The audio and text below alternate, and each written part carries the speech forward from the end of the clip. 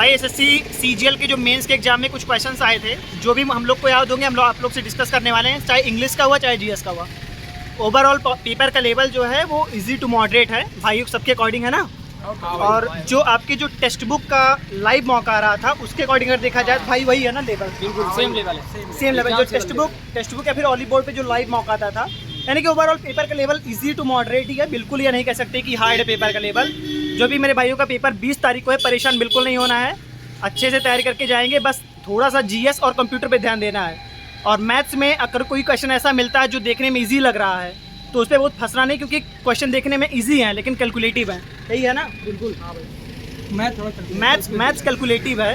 तो कुछ क्वेश्चन अगर इंग्लिश का कोई क्वेश्चन भाई किसी को याद हो तो भाई देखिए कि अगर इंग्लिश के क्वेश्चंस की बात करें तो और थोड़ा आवाज़ पीछे बोलो भाई। इंग्लिश के क्वेश्चंस की बात करें तो वो पूरे मतलब प्रीवियस ईयर बेस्ड है। प्रीवियस ईयर ब्लैक बुक पढ़ रखी है भाई, आपने पढ़ी होगी ब्लैक बुक में इनहेरेंट अंतर्निहित होता है ना, इनहेरेंट, तो उसका सिनोनिम पूछा था, उसका सिनोनिम पूछा था। उसके बाद एक क्वेश्चन था मैंगो डॉट डॉट डिश, तो फ्रूट, तो उसमें स्वीट फ्रूट बना था ना, उसमें स्वीट था, स्वीटली था, स्वीटेस्ट था। और भाई आपने वो इडियम्स में एक बहुत ही फेमस वो है कि पुल ऑल द स्टॉप्स, मतलब होता है ना कि आप कितना एफर्ट कर सकते हैं, आप पूरा एफर्ट लगाना। तो यही आसान प्रीवियस ईयर क्वेश्चन। और कोई क्वेश्चन भाई याद हो कोई बताओ, जैसे सिनोनिम या एंटोनिम कोई पूछा हो। हमारा कहना भाई आप लोग परेशान ना हो, पेपर पूरा प्रीवियस ईयर आ रहा है, मैथ हो रीजनिंग हो सब कुछ प्रीवियस ईयर आ रहा है, बिल्कुल इजी आ रहा है। बस एक भाई बेनवोलेंट का सिनोनिम पूछा था, पेशेंस बनाए रखिएगा बस। बेनवोलेंट होता है भाई परोपकारी, और बेनवोलेंट फिर वो उसका वो एंटोनिम पूछा था। एंटोनिम। आपको भाई कोई क्वेश्चन याद हो जैसे जीएस या फिर किसी का भी, तो यहाँ एक क्या पूछा था, वो चेस चैंपियनशिप का 2023 का जो विजेता है उसका नाम पूछा था ना, करंट अफेयर्स पहले के पूछ रहे हैं 2022 मतलब 23-24 के, 2023 और 22 के क्वेश्चन पूछ रहे हैं करंट अफेयर के।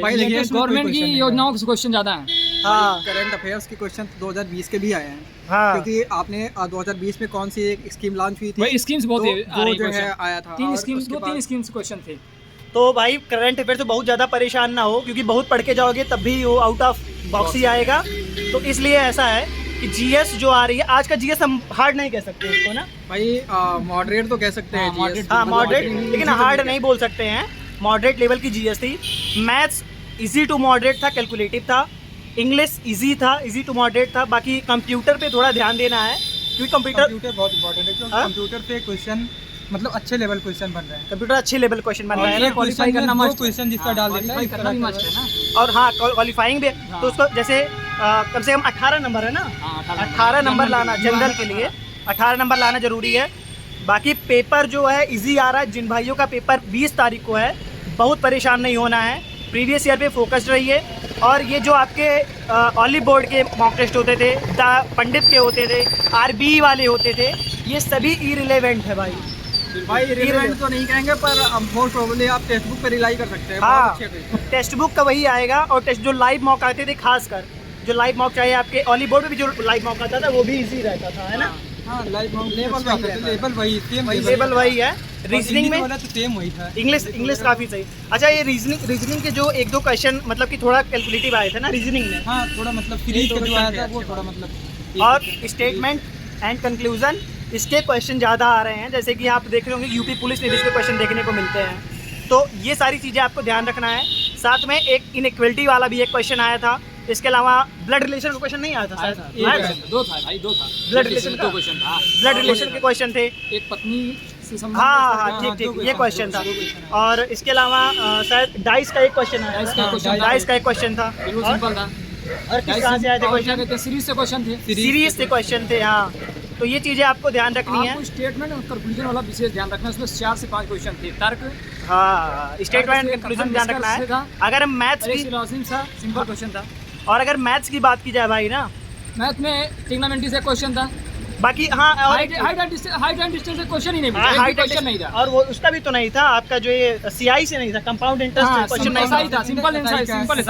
सिंपल इंटरेस्ट के क्वेश्चन आए थे, कंपाउंड इंटरेस्ट के क्वेश्चन नहीं आए थे। इसके अलावा इंग्लिश में ग्रामर में बहुत ज़्यादा सर नहीं फोड़ना है, नॉर्मल क्वेश्चन आ रहे हैं, इधर उधर के क्वेश्चन आप चुटकी बजाते कर लेंगे।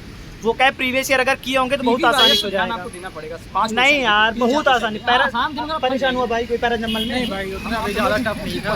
बहुत बहुत सही है बहुत सही है। हाँ वही कह रहे हैं ना, जो पढ़ा है उसके लिए आसान ही है, बस वही है। और हाँ थोड़ा स्टैटिक जीके के क्वेश्चन नहीं देखने को मिले हाँ, हैं, बिल्कुल। स्टैटिक जीके नहीं आ रहा है, क्वेश्चन स्टैटिक का एक भी क्वेश्चन नहीं है भाई। ज्योग्राफी से क्वेश्चन रहे हैं और अच्छा कंप्यूटर का बता सकते हो किस पोर्शन से क्वेश्चन उठा रहे हैं कंप्यूटर में? पावर पॉइंट से 4 से 5 क्वेश्चन था, 4 से 5 CPU से था, रैम रोम से था, हाँ रैम रोम का क्वेश्चन आया था, सीपीयू से पूछा था MS वर्ड से क्वेश्चंस थे और हाँ शॉर्टकट की पूछा था और लेंदी एक्सेल में भी शॉर्टकट की हैं वो उनका था। पावर पॉइंट के बाद सब तो भाई ओवरऑल यही है कि बहुत सर नहीं फोड़ना है, आराम से आके आप पेपर दीजिए। आसानी से आगे पेपर दीजिए। जितना ज़्यादा परेशान होंगे उतना ज़्यादा इफिशिएंसी कम होती जाएगी।